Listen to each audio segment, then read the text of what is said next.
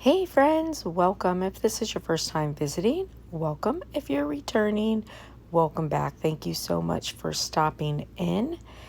And today I just wanted to bring to you this simple, quick, but super cute tumbler. So I do realize that, in trying to put the LVs on this, some of it is out of frame. It's kind of hard to do the work sometimes and stay exactly where you want to. But this tumbler, my daughter had started doing it, and with the baby, she didn't get to finish it when she was overdoing it and hasn't had a chance to come back. So I thought that I would just finish it up for her. So this started out with one of the Yeti short coffee cups, which I love. They're one of my favorite tumblers. And she spray painted it with the Krylon pink fluorescent. And then to get these decals, I just went on and Googled the LV logo, and I picked up one set of the LV logo, put it into Design Space, cleaned it up, and then just duplicated it throughout to make a piece big enough that, I felt would cover everything. Now, the hardest part of this entire tumbler is just the pain in the neck it is to weed out all the LV stuff. And you can see when I was weeding it, I had some places that were a little bare because they, let's just say they got on my nerves, so I got rid of them. But if I were doing a tall, skinny tumbler, then I would make sure that when I weeded that everything was nice and uniform and aligned. But here, because this is short and stocky, I just made sure that I had, enough solid pieces because I knew I'd have to cut it to make it fit around the cup anyways. So, and then I just, kind of cut out pieces to where I wanted it. I know that my pattern is not completely correct, and I kind of did that intentionally. That was just my thing. You do it how you want. And the vinyl that we used on this is a Cricut pink holographic. So as you move it back and forth, it's like between a pink and a gold and a silver, and it was a really nice color for this.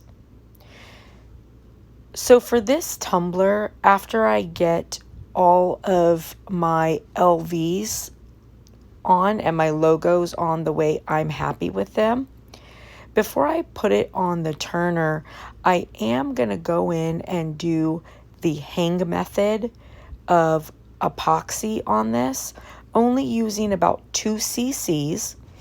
And the reason for that is I know that the handle on this is going to be very heavy.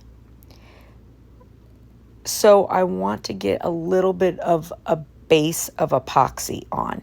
So I will attach a video for the hang method if you don't know what that is. It's a good way to get tumblers started if maybe your tumblers or your turners are all busy, or like in this case, I wanted to make sure everything was, adhered well, and I wanted to give a base on that handle knowing that it was going to be so heavy, trying to keep from getting any sort of big divots in it. So I'm just going through kind of cleaning up, because with all those tiny little pieces, I did realize that I had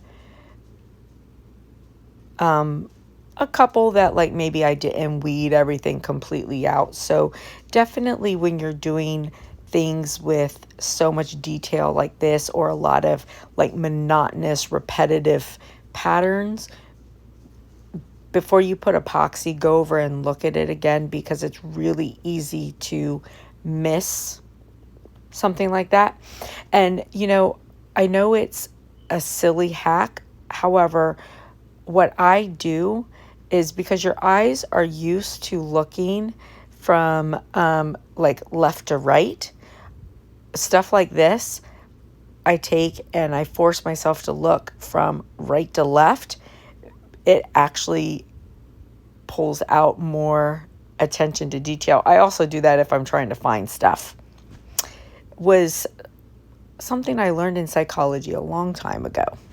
Anyways, so yeah, so just put on all the details to it, and then 2 cc's hang method epoxy.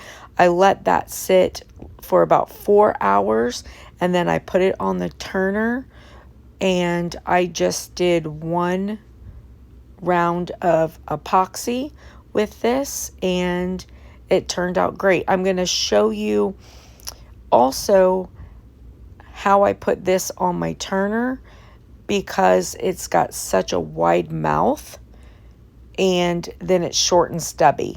But I found the perfect thing for these types of tumblers.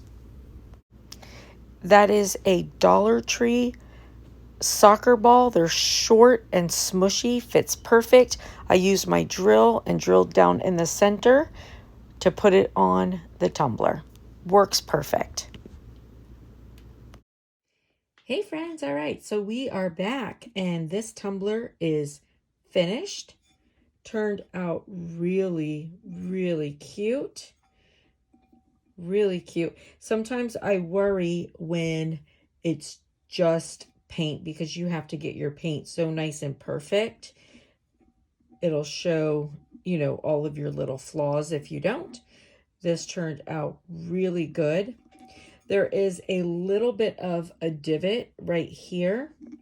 I was expecting that, and it's not too bad. But on these types of tumblers, the handle is so heavy that the way it pulls going around, there's not really a lot you can do about it. And I've gotten lucky without any divot before. I've gotten, you know, bigger divots that I've had to sand down.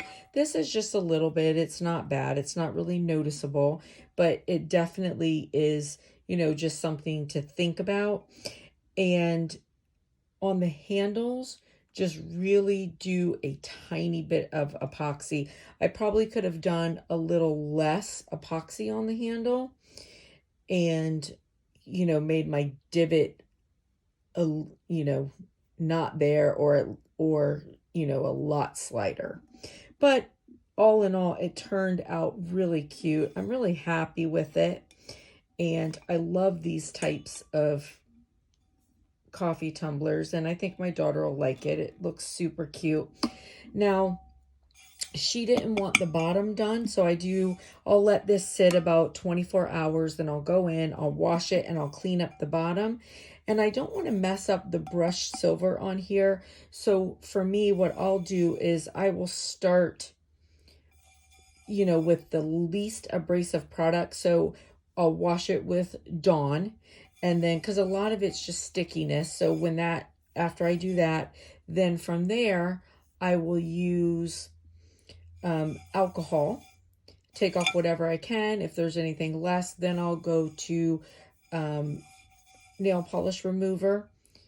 And then if there's anything left from there, then I'll do a little paint thinner, you know, to get rid of anything. There's a couple, you know, pink spots here that might have to take that, but I think most of it will clean up with soap and alcohol. You know, but I don't like to mess up the brushed finish as much as possible. But otherwise, yeah. So, I mean, this was a super simple, quick tumbler to do. And it's only, you know, 1 coat of epoxy on it. Other than the hang method, I'm not counting that, because that was only like 2 cc's of epoxy, and it was really just to get a base going on it.